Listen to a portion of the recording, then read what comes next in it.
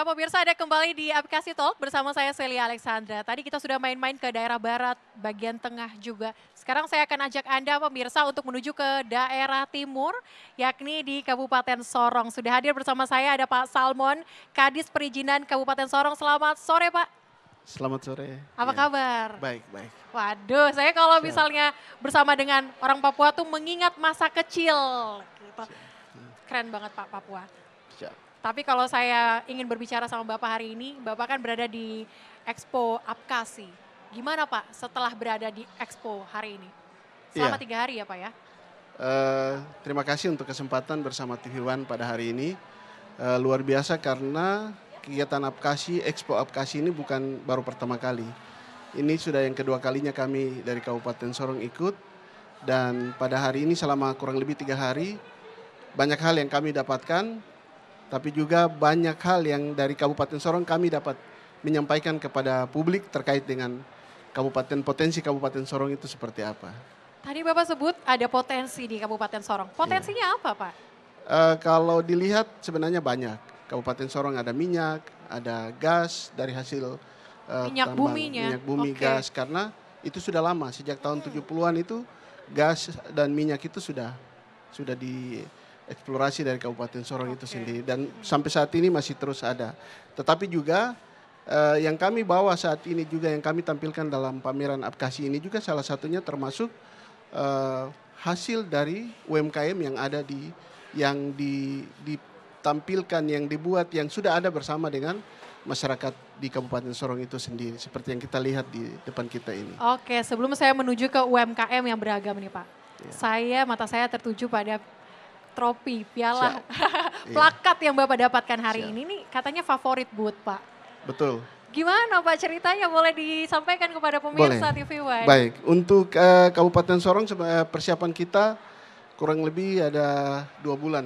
2 Untuk bulan. kita ada dalam pameran ini. Oke. Dan di dalam pameran ini juga bukan kita dari Dinas Penanaman Modal saja, tetapi juga dari 2 dinas, yaitu Dinas Pariwisata dan juga Dinas Kominfo. Nah, untuk mempersiapkan itu dari dinas didukung oleh pemerintah Kabupaten Sorong bersama Pak Bupati, Pak Sekda bersama teman-teman dari dinas yang lain, sehingga kami mempersiapkan semua itu. Nah, di dalamnya juga ada mitra kami seperti perusahaan swasta dari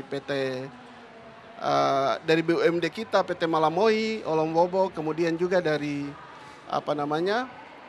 perkebunan sawit, PT IKS, IKSJ, dari SKK Migas, Petrogas, Pertamina, teman-teman dari perbankan, tapi juga dari perusahaan batubara dan beberapa mitra kita yang lain yang juga menunjang sampai dengan kita berangkat, kami ada di sini dan mengikuti pameran ini.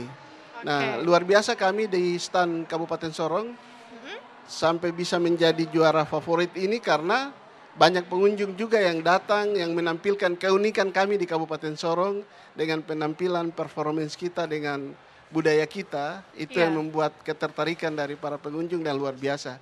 Oke, performance-nya apa Pak yang disampaikan? Salah satunya dengan ornamen yang kita bawa dari sana, mahkota, baju adat, banyak yang datang untuk berfoto bersama-sama dengan teman-teman yang berpenampilan seperti itu. Kita menunjukkan kearifan lokal daripada budaya suku Moi dan Papua secara keseluruhan. Wah, sangat menarik. Pantas saja mendapatkan favorit booth. Kita beri aplaus dulu. Wah, selamat ya Pak. Dan juga Kabupaten Sorong, teman-teman yang sudah jauh-jauh dari Sorong menuju ke Jakarta untuk menampilkan yang terbaik. Tapi kalau kita lihat Pak, ini kan menarik UMKM-nya. Sebenarnya ada UMKM apa saja, potensi UMKM apa saja yang ada di Sorong Pak? Kalau di Kabupaten Sorong sebenarnya UMKM kita banyak. Hari ini yang kita tampilkan di sini kita fokuskan kepada orang asli Papua. Saudara-saudara kita yang mengelola sumber daya alam Papua. Salah satunya seperti yang kita lihat di sini ada teh moi. Nah, teh moi ini adalah teh yang dibuat dari kulit kayu. Boleh lihat Pak, yang mana Pak? Yang ini. Nah, teh ini. moi. Iya. Waduh. Teh. Dia diseduh, diminum dan dia juga mengandung herbal untuk kesehatan juga. Oke, ini terbuat dari apa tadi Pak? Dari kulit kayu.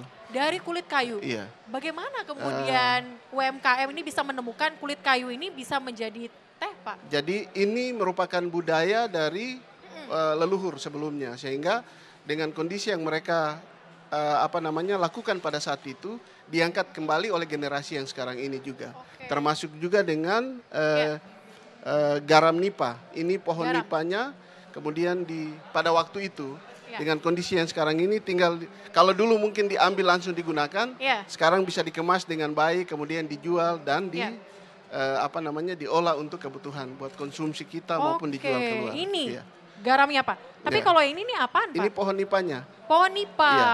Jadi dari pohon nipa ini kemudian diolah, kemudian jadilah garam, dikemas dan dalam bentuk serbuk seperti ini.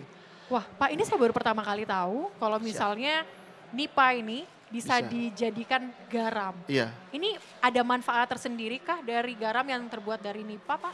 Iya, manfaatnya ini sangat baik buat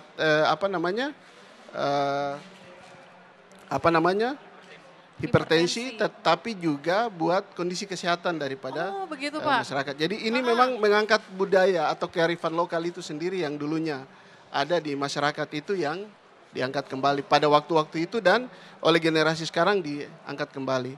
Nah, ada juga yang namanya wedang jahe. Wedang jahe, ya. Wedang jahe serbuk ini kita tahu kalau wedang jahe kan mungkin ada di Jawa. Boleh lihat nggak Pak, kalau wedang jahe dari Papua seperti apa nih? Ya, bisa dibuat seperti ini. Pau Billy. Iya.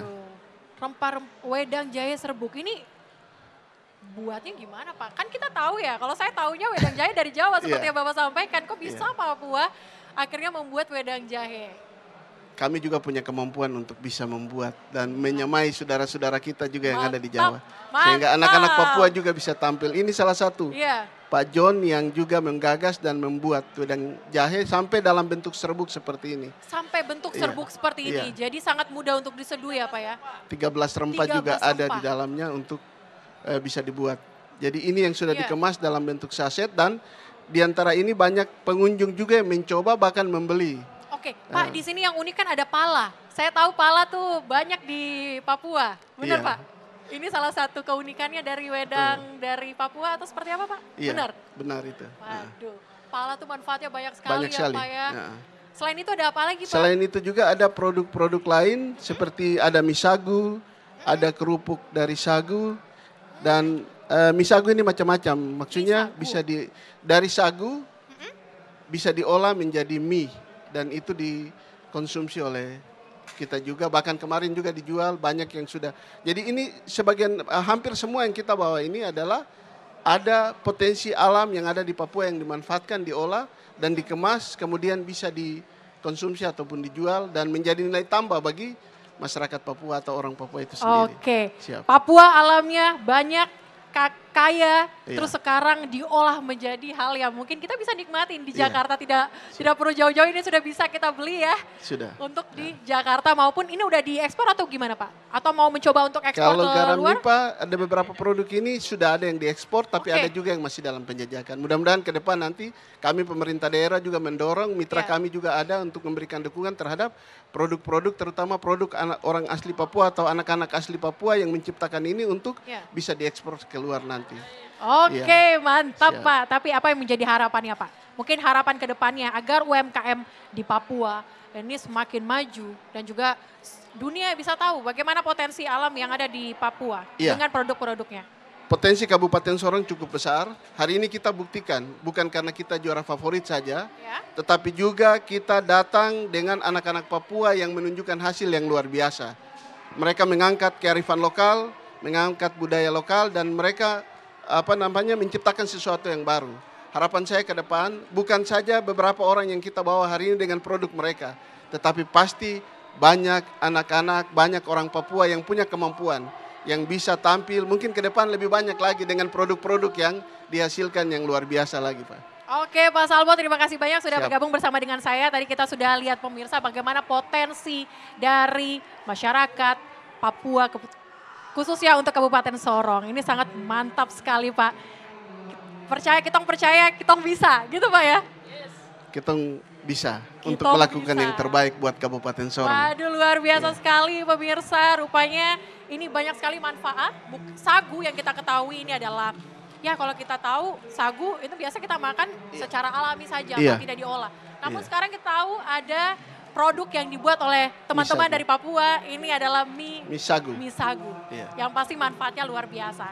Pemirsa, jika Anda masih ingin tahu bagaimana kemudian manfaat dan juga potensi-potensi dari daerah lainnya, kami akan hadirkan nanti pemirsa usai jeda.